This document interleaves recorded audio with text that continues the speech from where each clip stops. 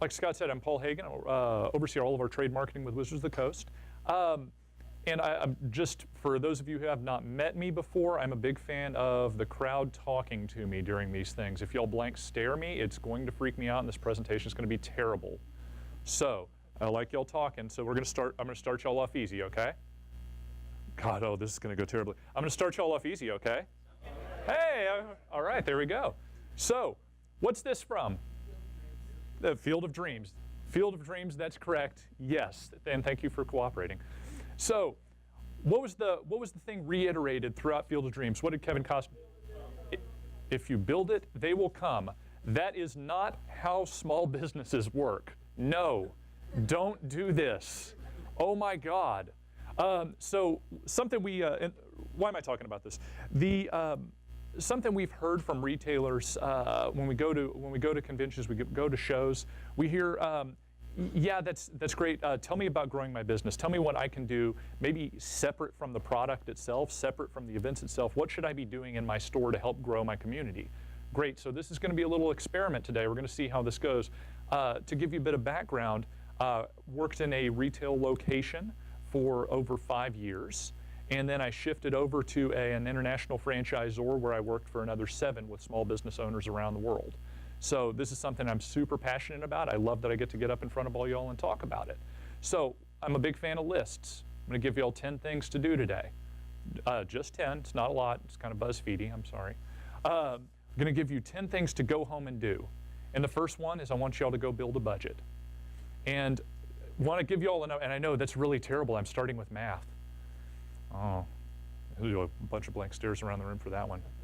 So I want to give you a number to start with, just one number. That's 8%. So the U.S. Small Business Administration, government agency, says you should be investing 8% of your gross revenue towards marketing and advertising. 8% of your gross revenue towards marketing and advertising. I can tell you in my previous life, I tended towards 10 to 12%, trying to encourage our guys to do that, but I'll take 8. Now, just to put that in perspective for you, I threatened math. Got $100,000 of annual gross revenue. Some of y'all are going to be higher, some of y'all are going to be lower. I'm not worried about that. I like round numbers. 8% would be what? Awesome, I like y'all. Thank you. So let's say we want that $8,000 annual investment. Divide that out. What's that net out to per month? Not that good. Exactly. The good news is I brought the answer for you. $7 per month. So I'm not going to ask for a show of hands around the room, but I saw some people make some faces there. So I know some of y'all are higher. I know some of y'all are lower. But this is just a general guideline to start with. But you should always, always, always be operating off of the budget whenever you're advertising, whenever you're promoting your business. So with that in mind, there's something else that you should be budgeting. It's your time. And something that I see a lot of is, we'll use social media as an example. I love Facebook, because everybody wants to have a Facebook page and nobody wants to invest the time in the Facebook page. I go on, I check it once every other day or 2, maybe 4, maybe a month. And I leave it alone. You will not see dividends by just saying, okay, I'm going to throw money at it and walk away. You need to invest your time. Now, if we use that same 8% number there that we used for time, what would that be? And how many hours per day is 8% of your day?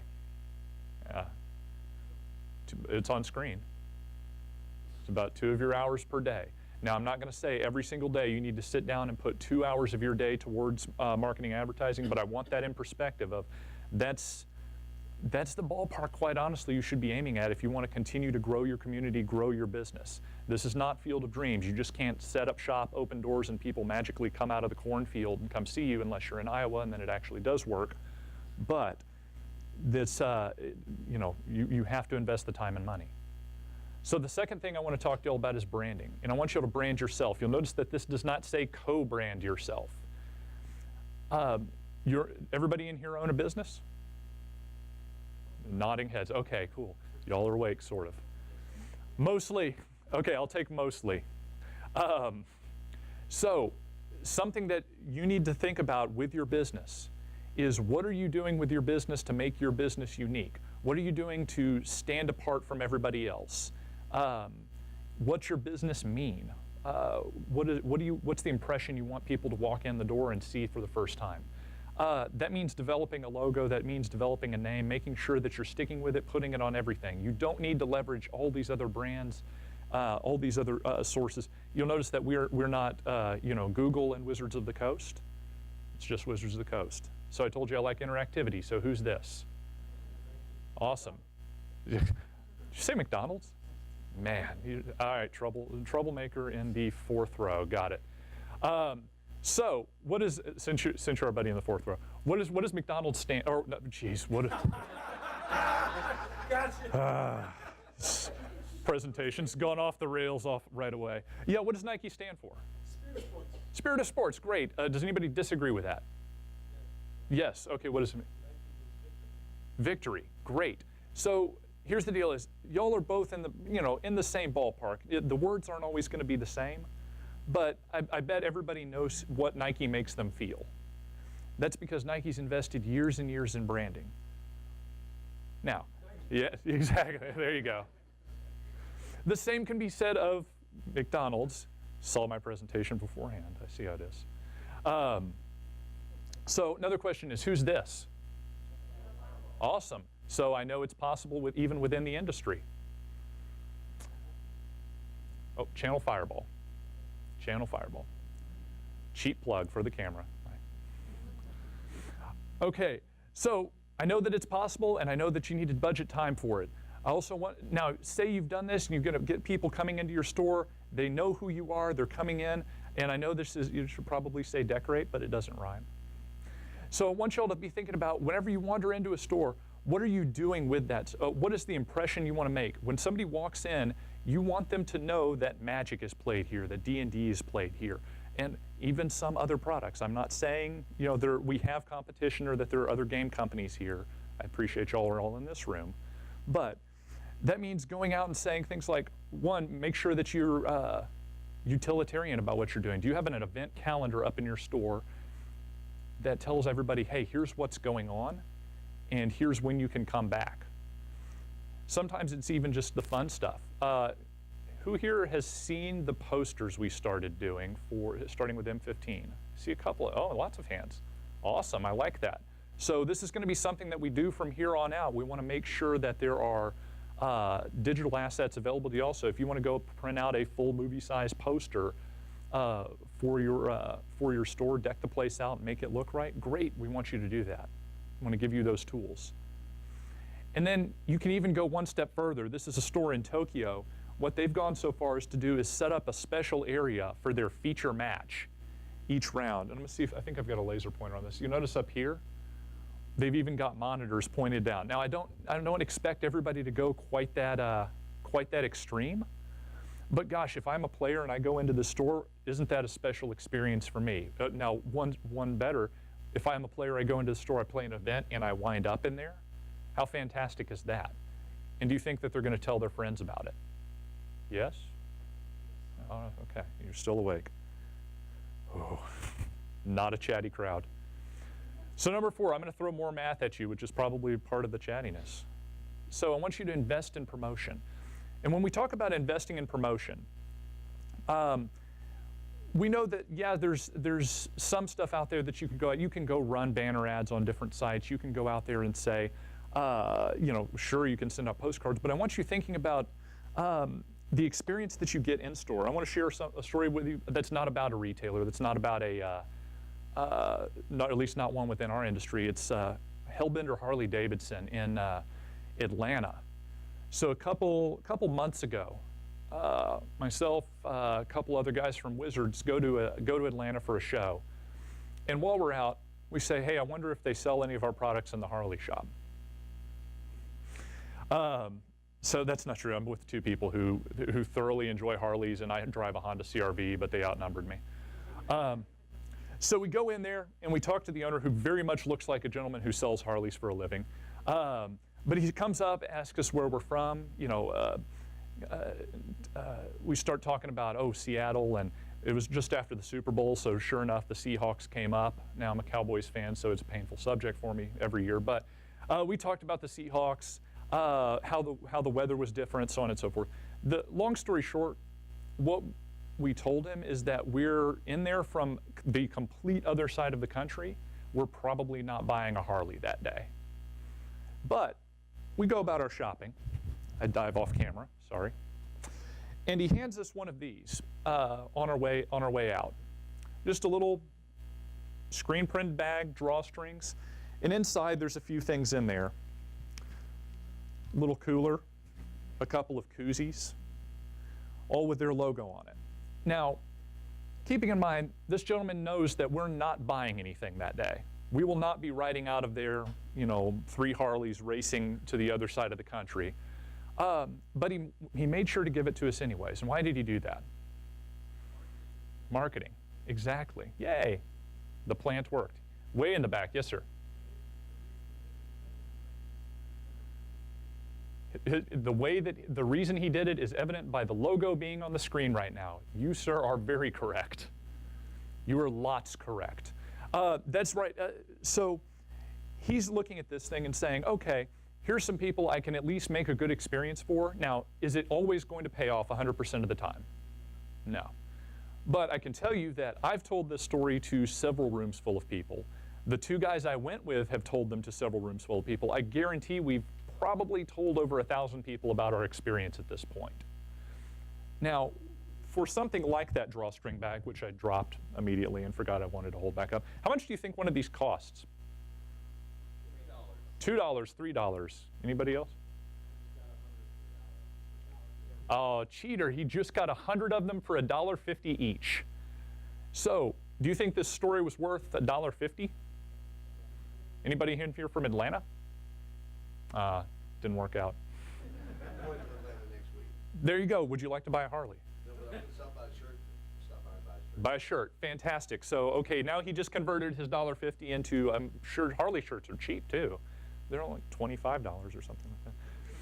But overall, it's about going and saying, let me take the chance on something like that. And just to answer the question, gentleman in the back, I bet he got a little bit higher quality than I looked up because I found these things online for under $1. You can screen print under $1 a single color logo onto a bag. It's that cheap. It won't always pay off, but sometimes it will. So looking at that, I'll say, for example, I had math for you. So if I did find them up for under $1, now I've found them out there as cheap as 43 cents, but let's pretend it's 75. At 75 cents, we've made a $150 investment just to get 200 of these things. Now let's say if you're going out and you say, I'm going to hand one of these to every single customer who does, say, buy a box or buys anything when a set releases. I'm going to make sure that their purchase goes out in this bag. If at 1%, if you make the difference in only 1% of the customers coming in, they come in, buy, and this is what tips them over into coming back. This is the one thing that is just enough to make them come back in. Really, you're paying about $75. You're investing about $75 to get a customer to come back in and get that second chance. Again, I've worked in a number of different industries. Plumbers, as an example, it can cost upwards of $200 to get the phone to ring. Not to get the job, just to get the phone to ring.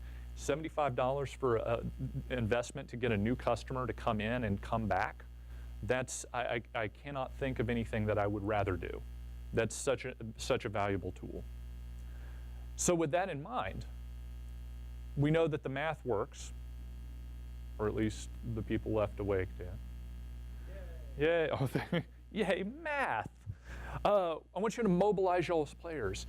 And using that same logic, here's just a few items, and this is a very quick cursory search online. If you're ever curious about finding out all the different options out there, recommend typing in promotional products into Google. You will get a world of results. But just a quick list of this is the sort of stuff that's out there and available. And in particular, I want to call the top 3 out to you. Because let's say, for example, players come into your store and you make sure that every single player leaving your store leaves with one of these. Do you think that they use these on occasion if they're playing our games? Right. So if they're using them, your name is going to be floating around out there. It's not always going to turn into a new customer, but I guarantee that it will get your name in front of a lot more people than if you just waited for them to come. If you just open your doors and hope that people come from a cornfield. Also, this is kind of mind-blowing for me as far as how cheap this stuff is. Pens don't surprise me, but keeping in mind it's literally 500 pens for $100. And all of these prices are assuming, everything outside of pens, all of these prices are assuming about 100 of them. So I'm not even asking for a ton of these things to get purchased. The thing that blew me away was dice. I did not think that you could get custom dice at 60 cents a side. And again, that's the not hunting around for the cheapest, that's the just find something. So I want y'all thinking about, how can I help promote my business, and how can I make sure that I'm arming my players with this sort of stuff so when they do leave my store, because do you think players play somewhere besides your store on occasion? Just every once in a while? See nodding. So real quick, I do want to ask, that's just the stuff I know about. Have y'all had any success stories out there, or do you do anything? I know the gentleman at the back of the room with the $1.50 bags, but who else has had some success? Yes, way back there. Yeah, I'm sorry, say again? MTG Madness?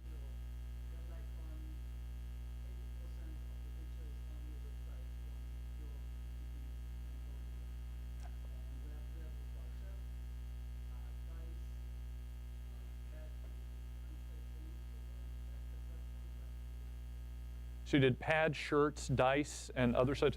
You said they're on, about 80% of the, and a nice circuit of pro players who are utilizing all of this stuff. And that's fantastic, and that's exactly what you should be on the hunt for, is how can I get these in players' hands, knowing that they're going to go out into the world and use them. Anybody else have a success story? Yes, sir.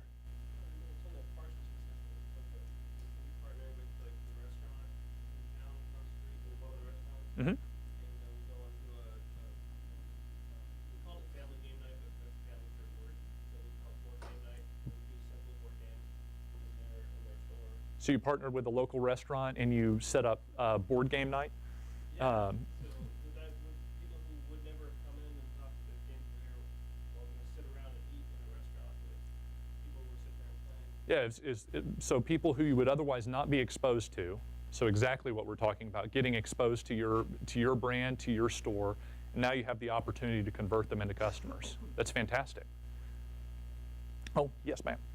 Well, we do side activities on our big magic events. For example, for the MP15 release, since the whole hunt for gurus was the team in the team, Mm-hmm. we gave all participants the chance to shoot at Garrow with some rubber arrows, like to actually hunt them, and we had like a big, I don't know how to say this in English. Like when you shoot at something. A target? So you set up a big target on Garrick in the store and let players shoot him with foam foam bow and arrows? I was just hoping it wasn't an actual bow and arrow. Nobody got hurt in the making of this movie. And they shoot for prizes. Oh, and they shoot for prizes. That's fantastic. So now we're getting our players involved and getting them into that. Did you have an example as well, sir? We haven't yet sponsoring a player that goes to GenCon with our own format and dice bag.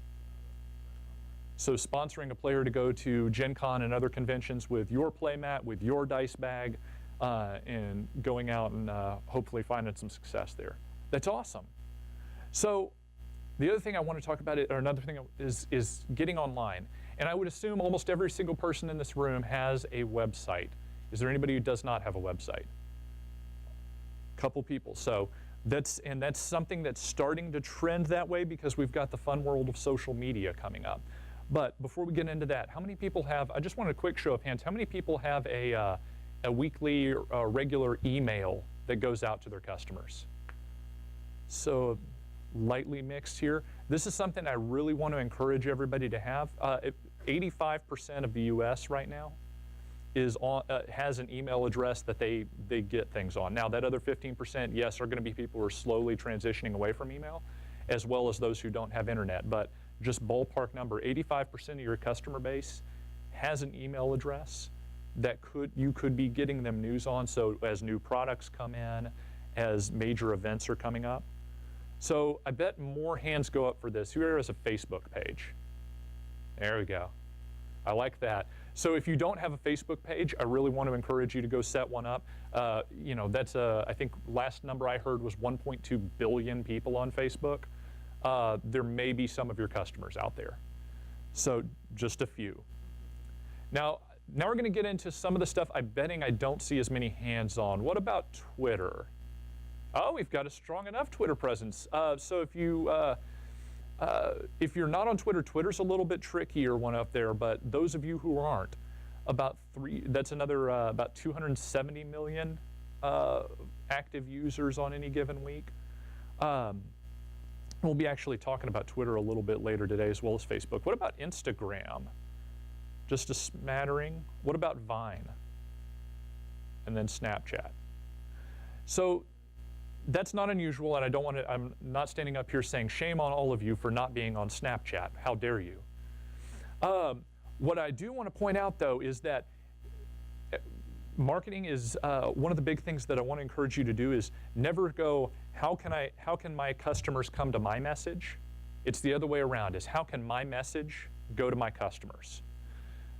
Your customers are on Facebook, you need to be on Facebook. If your customers are on Twitter, you need to be on Twitter. You need to be in front of them in the channels that they use over and over and over again. Instagram, Vine, and Snapchat, just as for perspective, Instagram has about 200 million users, Vine at 60 million, Snapchat at 30 million and growing.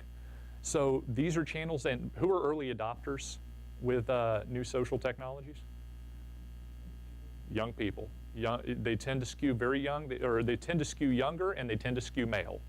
Does that sound like it may overlap with some of our customer base, or more common customer base? No.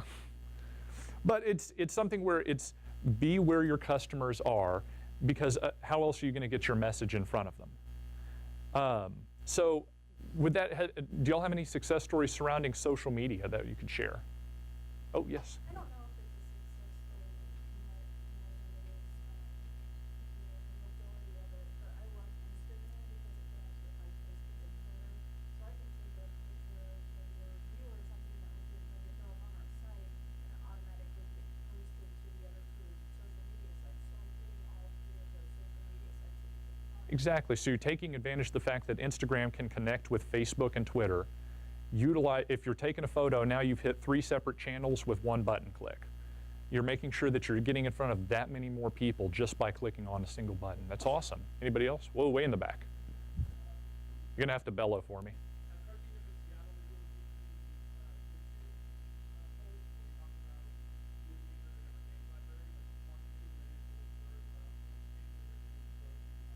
So doing 1 to 2 minute videos on YouTube each week with new games that have come into your library. That's awesome. Video is a powerful, powerful medium, and that is a good point, and actually to hone in on that. I like the fact that you said 1 to 2 minutes, because video is always something you want to keep really short. In fact, Vine, it's 6 seconds. Instagram, it's 15. That's your cap, because people's attention span just falls off a cliff the moment you start showing. Like, somebody sends me a 10-minute video, I want to know why they're angry at me. I've never wanted to watch a 10-minute video. I saw there's a question over here, and I also know there's one in this area.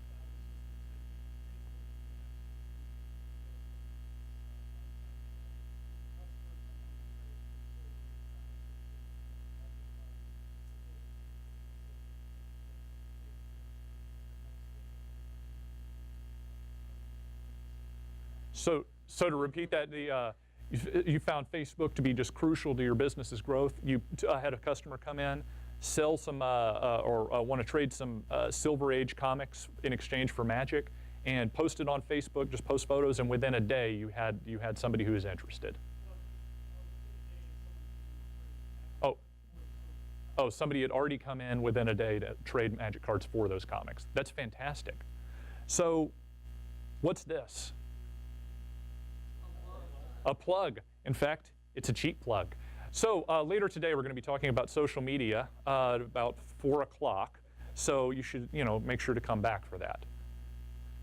I got a look for whenever I was putting that into the presentation. I got multiple people going, oh. So the fact that y'all laughed at that is just going to be, it's going to be a pain for people to deal with me later. So, number 7 is I want you to own your online presence. Now, what does that mean? That means if I go to Google and I type in anything, say the name of a shop that I once managed for 5 years, also a cheap plug, things come up, which is neat. But in particular, I want to call out this section and this section. Those are attached to what used to be called Google Places. Now I think Google's rebranded to Google Plus Local. That's not part of the website. And in fact, down here, we've got results from BoardGameGeek.com and Yelp, also not part of the website. So as you do this, you'll do it for your own business. I encourage you. I guarantee that there are actually other results out there besides just your website or just your Facebook page. These sites are out there whether you want them to be or not. If you're going to be in business and you want to be online, you need to go out and own your online presence. That means go to every site that comes up. Make sure that every bit of information that you can give about your business sits on there. Do you have hours? Then please, for the love of God, list them. I don't want to have to guess. Believe me, and I say that jokingly, but I've searched for so many retailers, and there's so many of them don't have hours posted. If there's slots for photos, put photos in there. If there's a slot for the website, put your website on there. Oh my gosh, you can send people straight to your website from Yelp. So go out and own this, and the reason you want to do that is because you want as accurate of information out there as possible. Whenever somebody Googles or Bings or Yahoos, if people still use those, searches for your business, you want to be in control of every bit of information that's out there about you. These sites are built with you in mind. They want accurate information. Yelp is worthless if there's no accurate information on it. So gosh, they're willing to take all of that. Places to start would be Google Places for Business, Yelp, and all of the Yellow Page directories, because Google still ranks them highly. They still show up in search results. Believe me, I'm not a fan of Yellow Pages in general. That's another one. It's painful to be involved in Yellow Pages in any way, shape, or form. But as long as they're ranking and as long as they're showing up in search engine results pages, you should be on them. But beyond that, keep an eye out for any local forums or any local websites that promote your businesses. Make sure that you're listed on there and active. 8th thing I want you to do is I want you to go out and get involved in your community.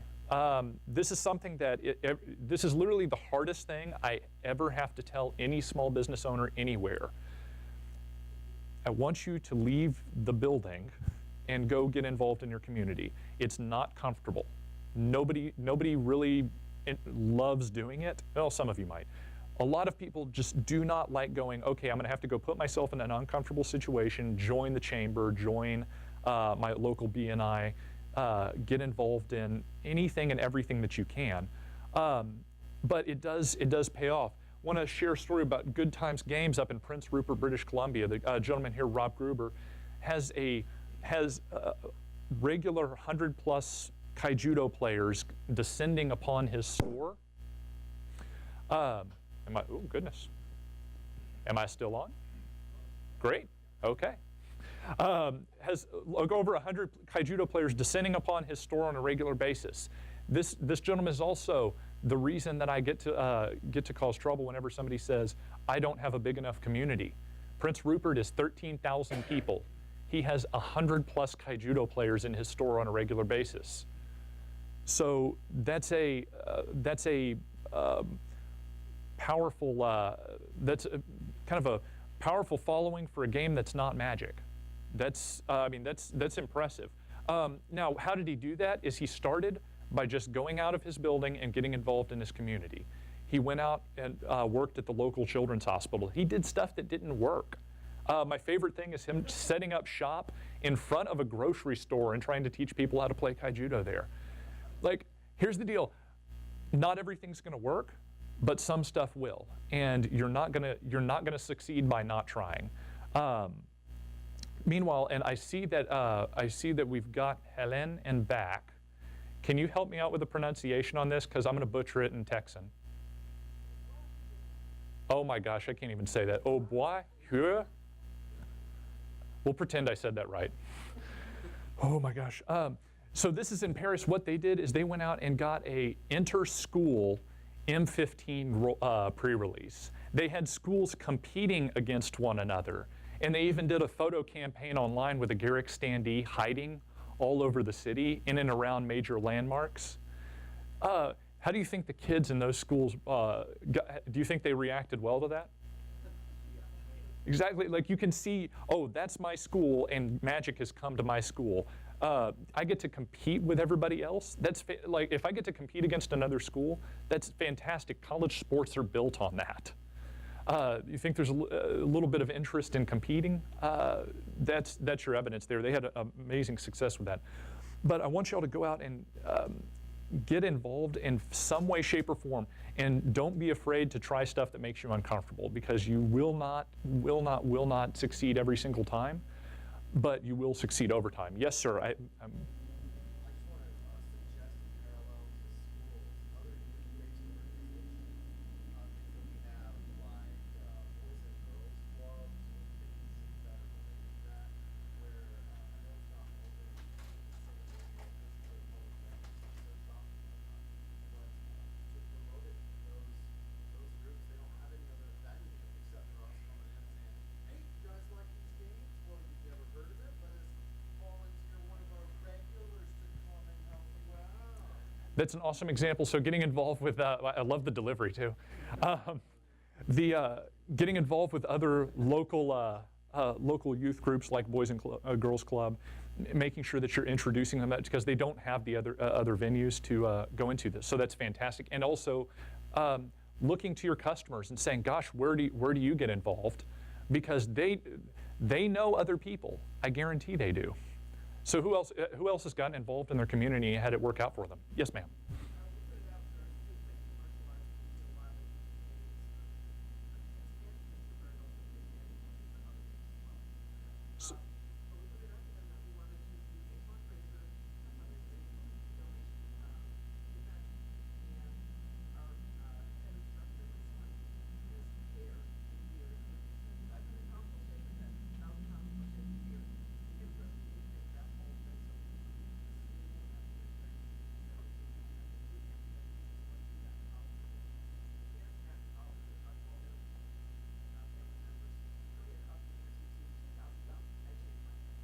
Nice. I was about to say, if that's a... So just to repeat for the room there, you got a food donation, food drive going, and for 500 pounds of food, your son, who has big bushy hair, big bushy beard, said, 500 pounds, I will shave it all off. 500 for the head, 1,000 for the beard. And did you get both? So complete, sorry, and it's got a little stubble going on there. And then you said you even offered if you hit 2,000, you do yours. But that's fantastic. So that's another thing is, and this crops up especially with good causes in your community. If you get involved with your community gets involved with you. You don't get to operate in a silo. Yes, sir. I'm sorry, say again? Well, the question is, will I speak on specific sponsorships? I have to step very carefully with that because we work for Hasbro and Wizards of the Coast, and they have a legal team that loves that sort of thing. So I can't say specific organizations without getting us in all sorts of hot water. But if I'm sure there's plenty of awesome causes out there that you.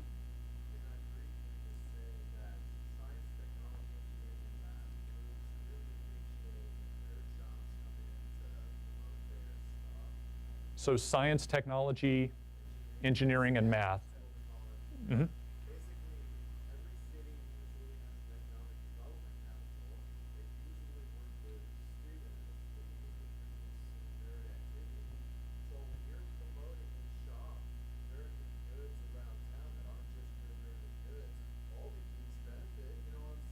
Yep, it's very much, yeah, and I would say, so the point there was looking for science, technology, engineering, and math groups within your community because there is a lot of crossover in the interest. And I think, did we have one other example, hand shot up? Yes, sir. So this is something I did when I was younger, and I guess I keep bringing this up in different places where I can. Explorer Scouts, I don't know if you've ever Explorer Scouts? Yeah, it's a career-based Boy Scouts affiliated organization, Mhm. and we had one based off of Magic the Gathering that made a professional career one could take as a card player, and we had a sponsor, local businesses help, and pretty soon we had a couple dozen kids at least who were active members, and over 100 people who come to our tournament, and it was all sponsored by the Boy Scouts of America. That's fantastic. So getting Career, I mean, in the community, we also do community service projects. People say, who are those guys? Well, those are the Magic people. We're also Explorer Scouts, also doing this in the community.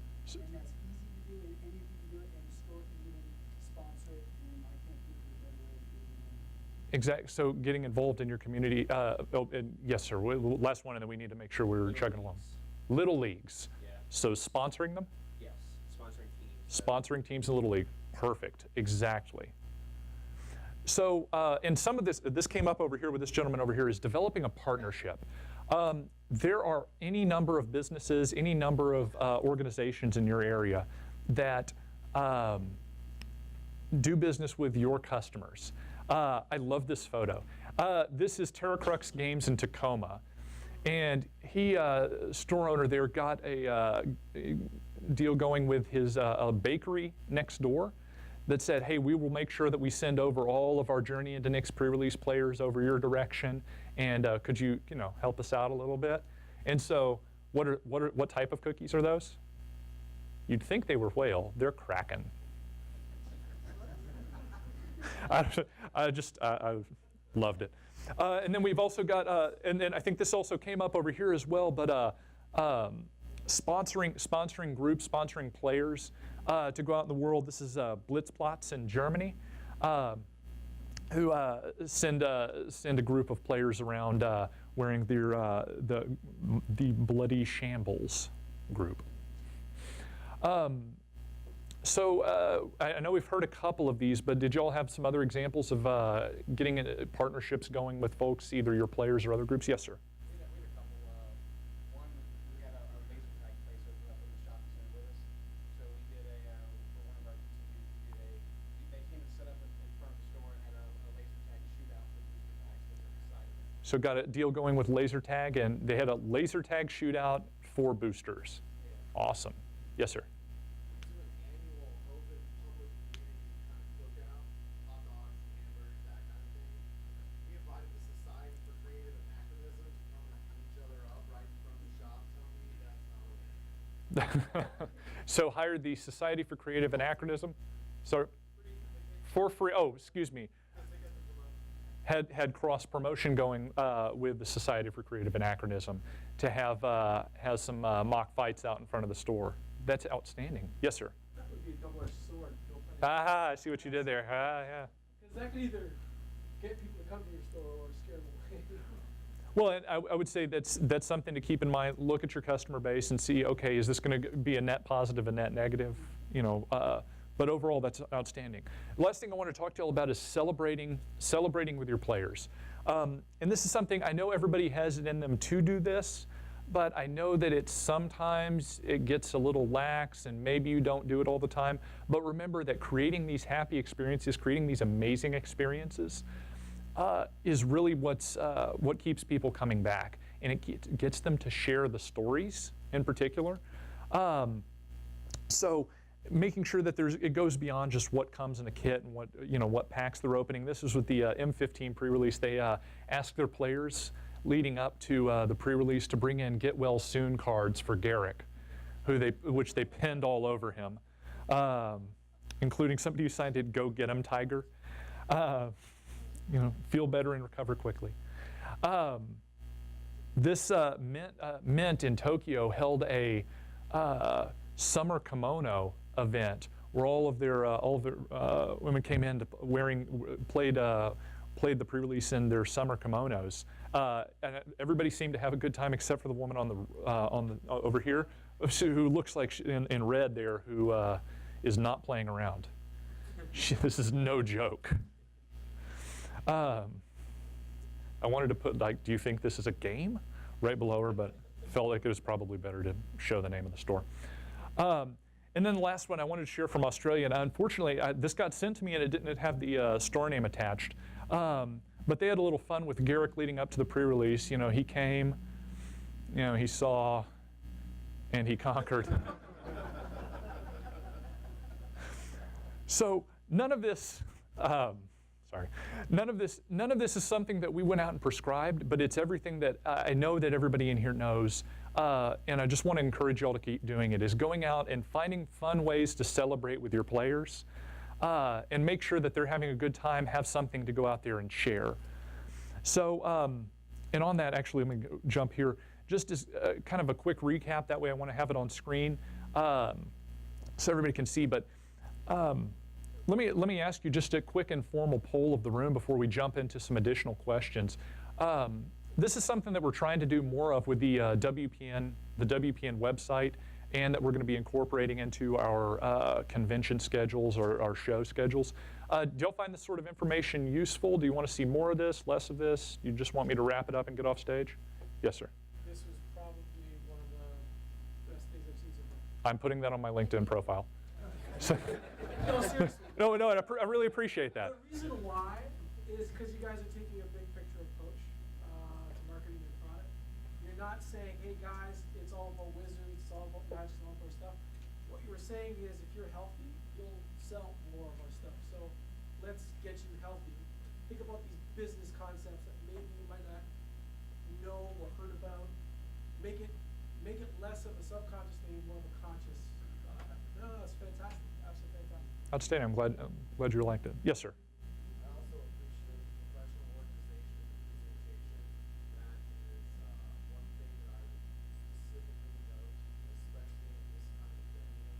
It's difficult to say that anybody else is presenting as professional at a presentation.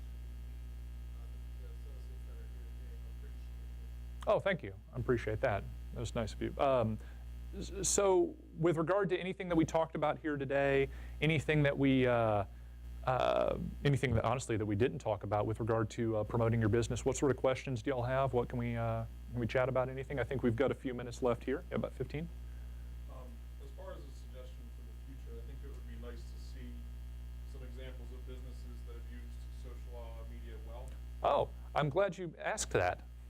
Say, what are you doing at 4 o'clock? I'm not saying that I actually am saying this. Yeah, at 4 o'clock, we were actually going to be running through some social media. Oh gosh, I hate saying do's and don'ts, but it'll be a lot of do's, and I may have some examples that, made me laugh, and then I had to censor out who did them. But yes, we will be, y'all think I'm kidding. Show up at 4. Better business practices, yes. Sometimes it's good to show some examples of what not to do as well as what to do. Yes, sir. It would be interesting also to see what Wizards Admiral is trying to work with us to facilitate outreach in our local communities through non-conventional methods. You know, like I hear a lot about interesting groups around my town, social organizations that are tangentially related. And the thing I would cite is like schools, libraries, and those sorts of associates that are clearly not necessarily direct customers that have the potential to be a resource for them. But if you have those sorts of growth opportunities or those direct angles, it would be kind of cool to see what your ideas are at that table. So just to repeat that for the room, and it's looking for more directive examples of ways to get involved out in your community, both maybe direct relationships and indirect relationships to help grow your business. Outstanding. We'll absolutely take that into mind, as well as making sure that we incorporate in retailer examples. One thing that I want to make sure that we're striving to do is, the reason I've been asking about y'all's stories today is because I can stand up here and run my mouth all day long, but y'all are out in the field, y'all are doing this every day, and I love hearing exactly what you're out there doing, because I would hazard that some of what y'all said today can get implemented by other folks in this room. Yes, sir. We've had success with one of the local stores here with getting involved with geekcityguides.com. With geekcityguides.com. Geekcityguides.com. They specifically go city to city looking at stores and conventions. And they're all in one place. Mhm. So if I'm going to go to, I don't know, British Columbia, hopefully that store's on there so I can get some things over there. At least gives that the store basic store information.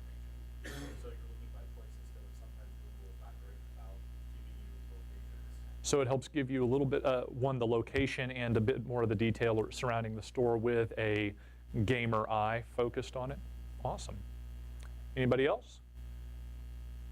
All right, well, here in about, I think, 15 minutes or so, we'll have Adam Colby coming up, and we'll be chatting about Duels of the Planeswalkers, how it can be incorporated into your store. Until then, I guess we're on break. Appreciate y'all. Thanks.